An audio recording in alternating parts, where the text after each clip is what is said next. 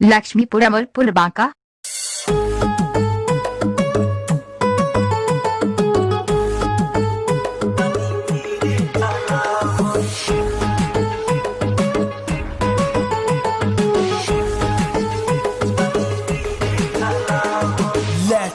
रीता कहाँ से आई तू बिलोरानी, शाइन करे तेरी जवानी, पानी में आग लगा रहेगी क्या, चल के जा रहे तू मस्तानी, पेरिस टूर करा दूं तुझे, लंबी गाड़ी दिला दूं तुझे, बाहों में मेरी आएगी तो हो जाएगी मेरी प्रेम दीवानी। कहाँ से आई तू बिलोरानी, शाइन करे तेरी जवानी, पानी में आग लगाएगी क्या, चल के जा रहे तू मस्तानी, पेरिस टूर करा दूं तुझे, लंबी गाड़ी दिला दूं तुझे, बाहों में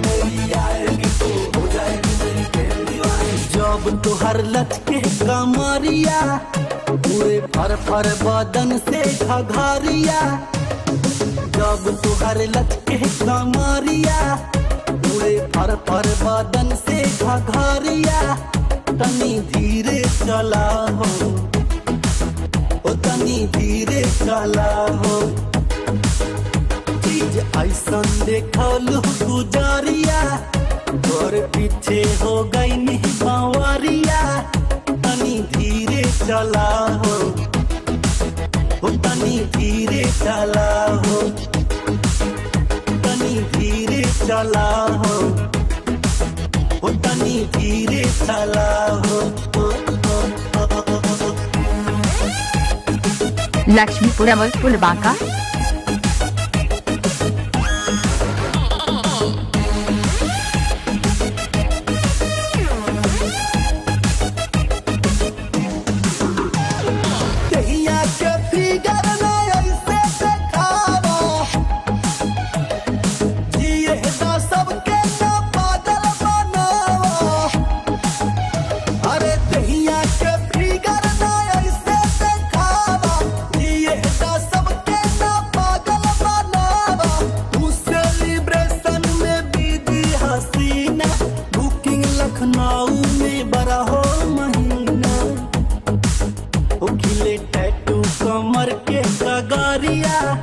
सकल पटना के ओहवे नजरिया,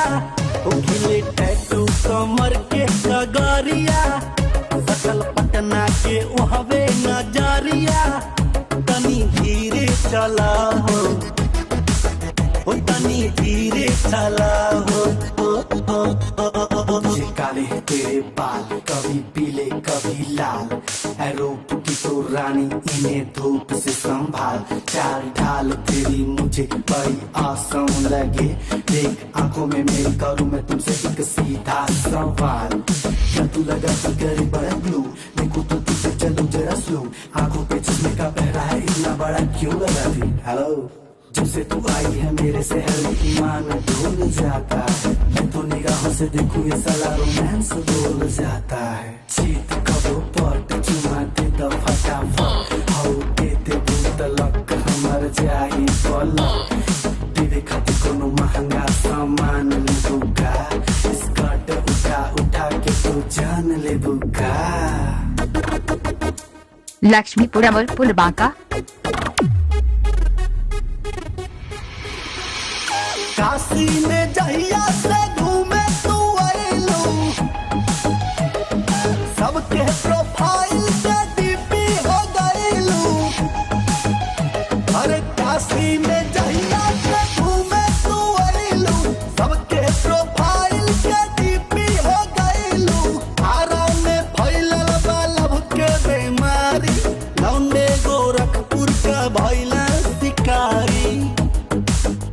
अरे कोमा में बाटे देवरिया, देख दिए लाहाटा बजरिया, अरे कोमा में बाटे देवरिया, देख दिए लाहाटा बजरिया, तनी धीरे चला हो, तनी धीरे चला हो। लक्ष्मीपुरम और पुलबांका।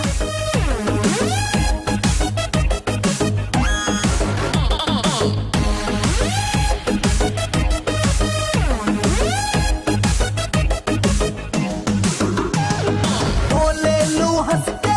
मिसरी झरेला,